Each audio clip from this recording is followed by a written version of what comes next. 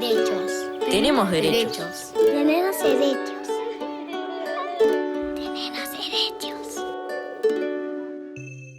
Necesito una casa donde resguardarme de la lluvia y el frío. Una cama y un cuento a la hora de dormir. Y comida rica todos los días.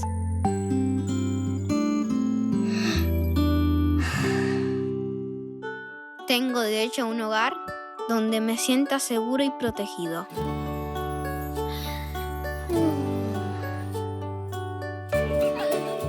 Este y todos nuestros derechos están escritos en la Convención sobre los Derechos del Niño. Si los conocemos, podemos reclamar que se cumplan.